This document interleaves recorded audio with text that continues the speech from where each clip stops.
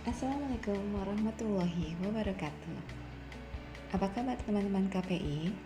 Mudah-mudahan dalam keadaan yang sehat, segar, bugar, dan penuh dengan semangat untuk memenuhi tugas-tugas di akhir semester kita. Oke teman-teman, kali ini saya akan memberikan penjelasan mengenai materi komunikasi organisasi. Sudah siap semuanya ya? Jangan lupa teman-teman membuat catatan karena ada beberapa penjelasan yang tidak tersampaikan di slide yang telah saya kirimkan. Sebagai makhluk sosial, manusia akan selalu berkeinginan untuk berbicara, tukar-menukar gagasan, mengirim dan menerima informasi, membagi pengalaman, bekerja sama dengan orang lain yang tentunya untuk memenuhi kebutuhannya. Keinginan-keinginan tersebut hanya dapat dipenuhi melalui kegiatan komunikasi dengan orang lain dalam suatu sistem sosial tertentu, termasuk di dalamnya sistem organisasi. Apa yang disebut dengan organisasi? Organisasi adalah suatu unit sosial yang terdiri dari dua orang atau lebih, dikoordinasi secara sadar dan berfungsi dalam suatu dasar yang relatif. Pada era teknologi digital yang sekarang ini tidak terbentuk lagi, komunikasi dalam organisasi akan menghantarkan kesuksesan kepada siapa saja yang dapat memanfaatkannya dengan baik. Tapi tidak jarang juga akan menghancurkan reputasi seseorang atau sebuah organisasi yang tidak dapat mengikutinya. Nah, untuk organisasi itu sendiri, ketidakpahaman organisasi pada dunia digital akan mengakibatkan melemahnya kemampuan berkompetisi, which is artinya untuk saling bersaing di level personal maupun di organisasional.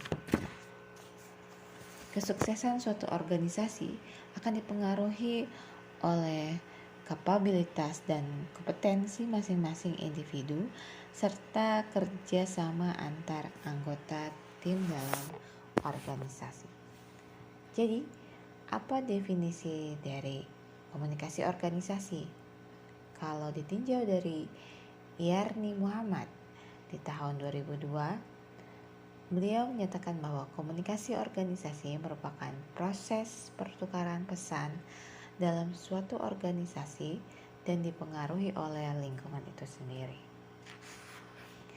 Sedangkan Kohler di tahun 76 memiliki pendapat di mana bahwa sebuah model komunikasi yang sangat tepat dipilih dalam rangka meningkatkan kinerja dan mencapai tujuan organisasi, yaitu komunikasi organisasi.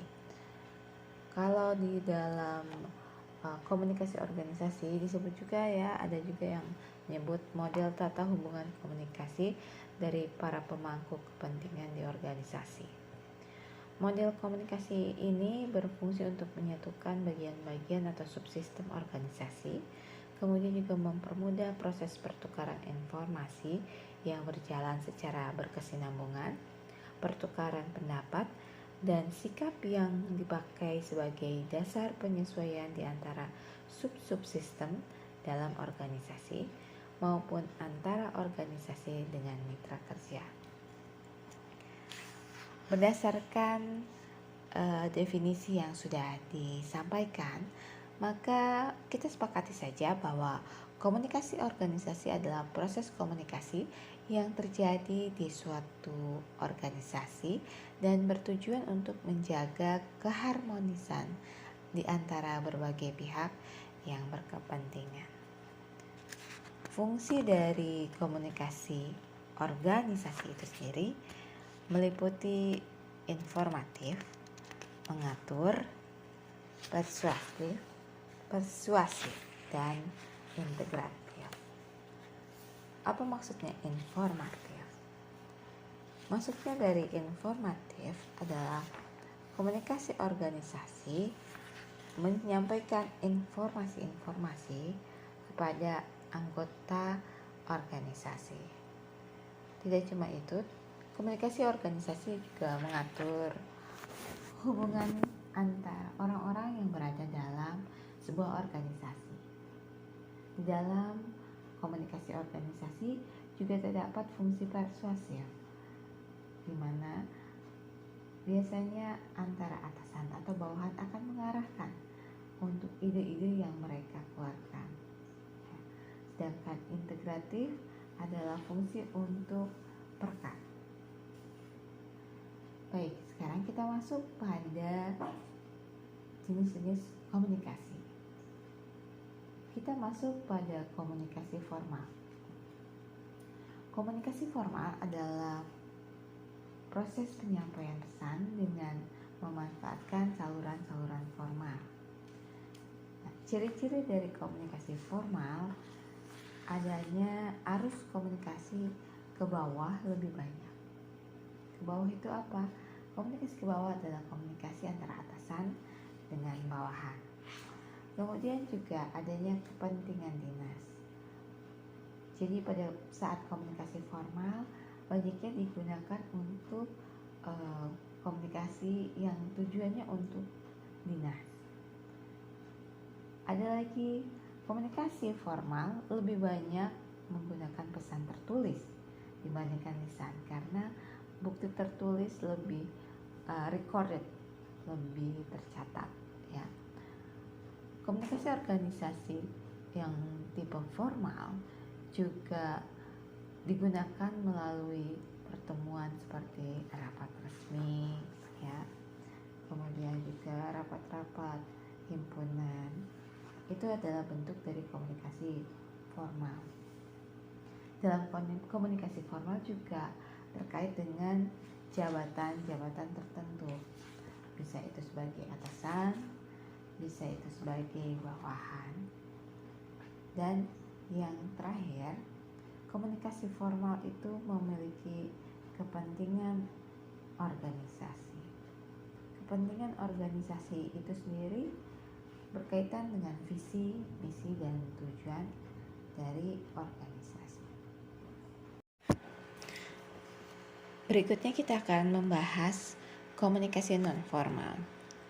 Komunikasi non-formal yaitu proses penyampaian dan penerimaan pesan yang berlangsung secara tidak resmi dan tidak terikat saluran-saluran birokrasi formal yang tersedia di dalam organisasi. Pada umumnya, komunikasi non-formal ini merupakan ungkapan kepentingan pribadi yang tidak relevan apabila disampaikan secara formal.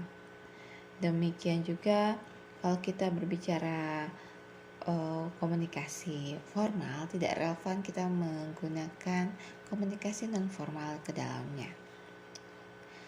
Adapun ciri-ciri dari komunikasi non-formal, yang pertama muncul karena saluran formal yang terhambat.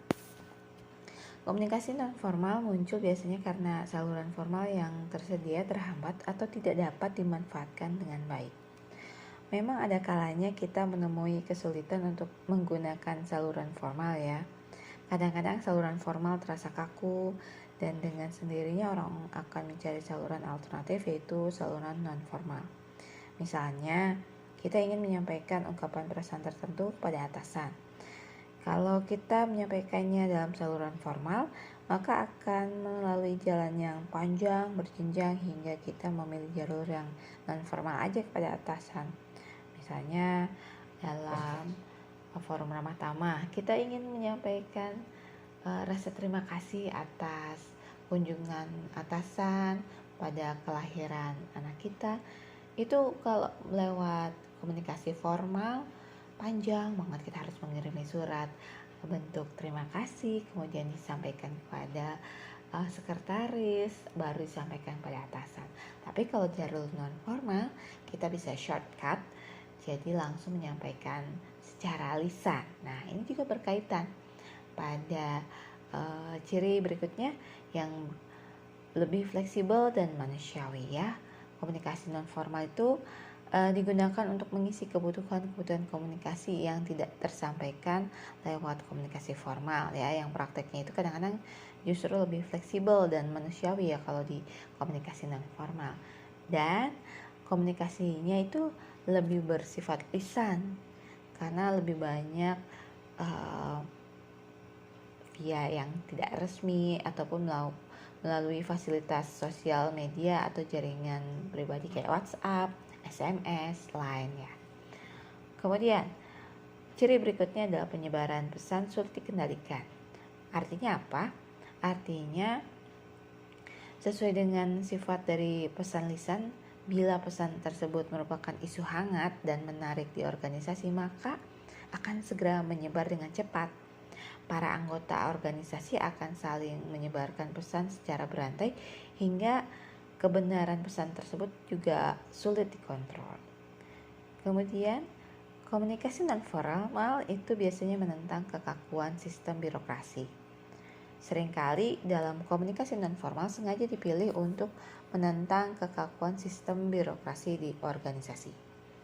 Hal ini terutama dialami oleh pihak publik eksternal ya, atau masyarakat yang mengurus suatu kepentingan di organisasi.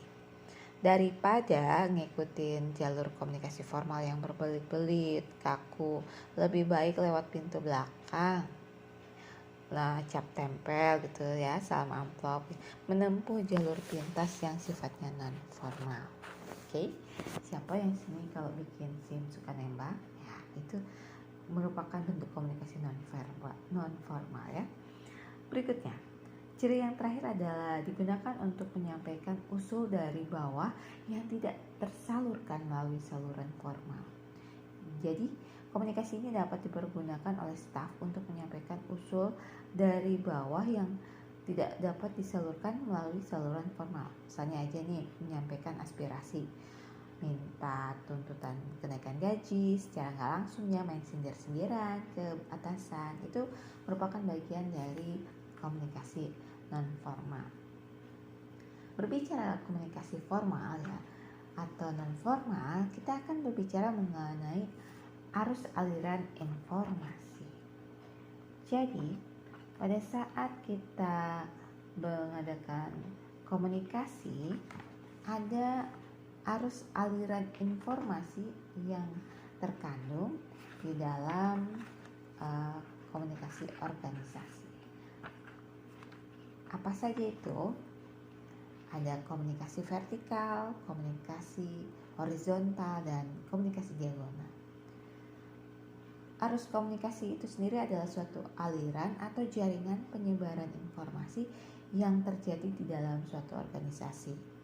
Arus komunikasi menunjukkan pola pengelolaan informasi untuk secara tetap dan berkesinambungan menciptakan, menampilkan, mengirim dan menerima serta menafsirkan pesan atau informasi. Kita cek ke komunikasi vertikal. Secara singkat, komunikasi vertikal adalah arus komunikasi yang melibatkan pihak-pihak yang secara hierarkis memiliki jenjang atau kedudukan struktural yang berbeda, terdiri dari komunikasi downward ya dan upward communication. Jadi ada downward communication, upward communication. Kemudian ada komunikasi horizontal, di mana arus komunikasi lateral yang menyampaikan informasinya melibatkan pegawai atau pimpinan yang mempunyai level hierarki jabatan yang setingkat atau sejajar. Oke. Dan terakhir, komunikasi diagonal.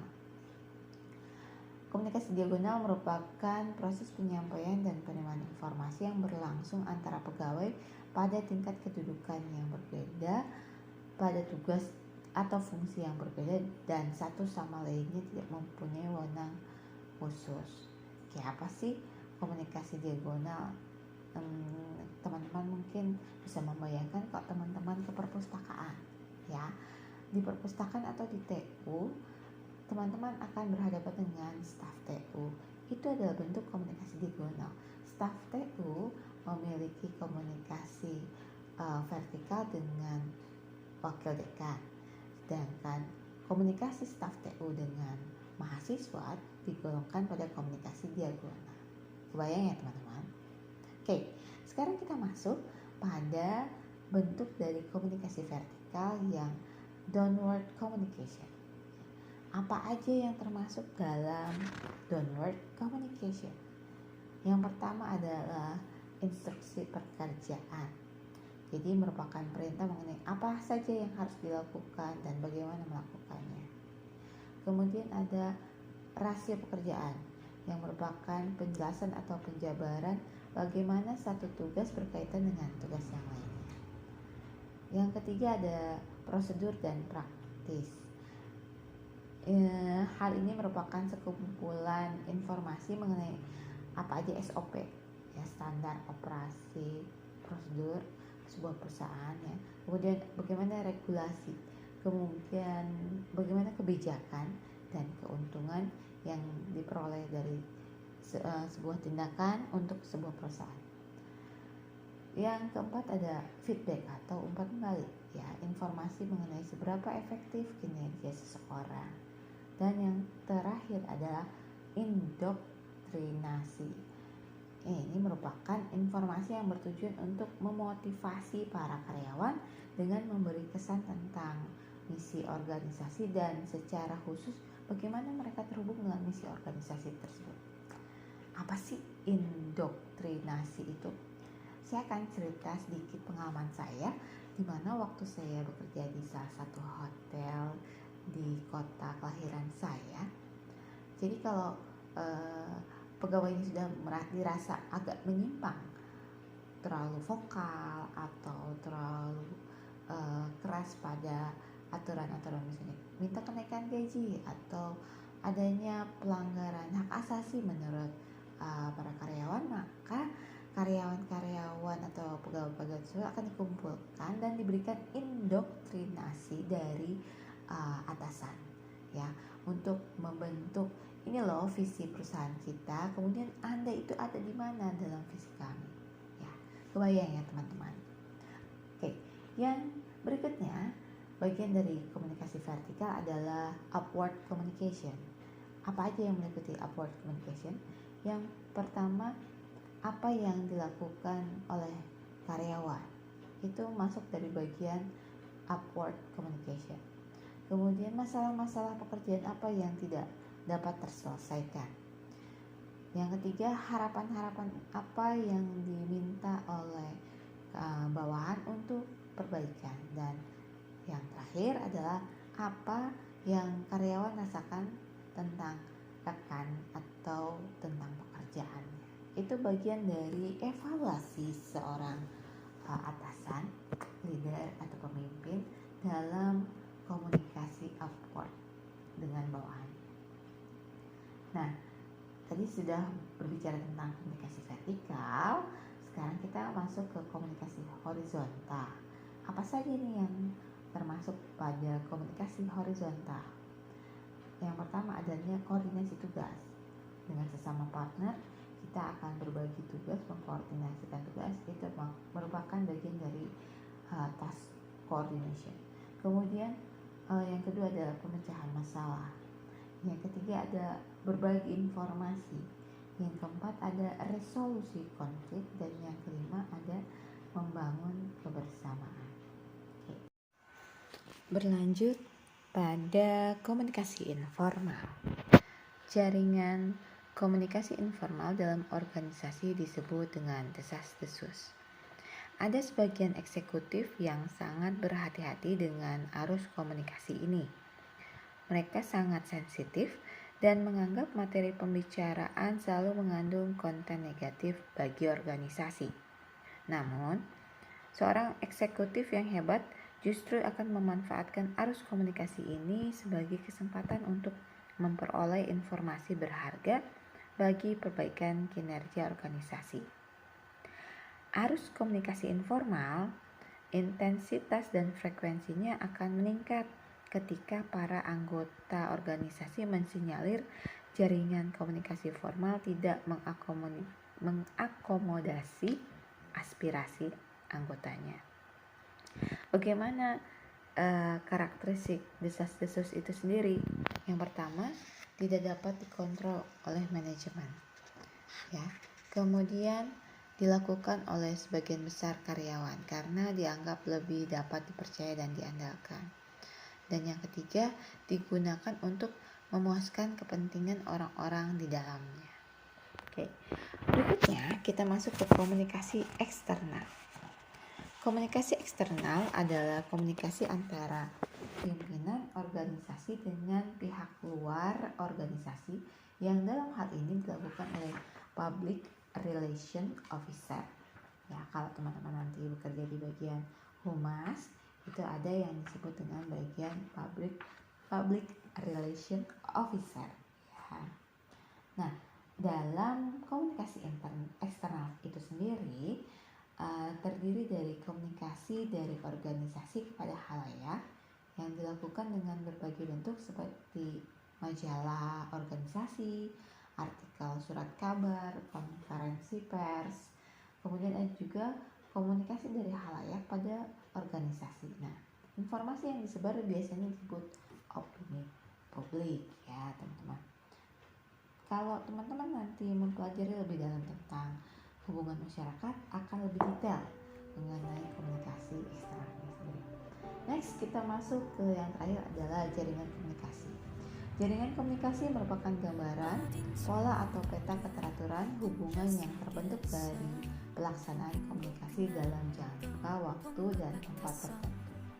Nah, ada beberapa bentuk jaringan komunikasi. Ada pola roda, pola rantai, dan pola lingkaran. Oke teman-teman, demikian sudah penjelasan materi kita. Mudah-mudahan dapat dipahami. Sekian dari saya. Sampai jumpa di pertemuan berikutnya. Wabillahi taufiq wal hidayah. Wassalamualaikum warahmatullahi wabarakatuh.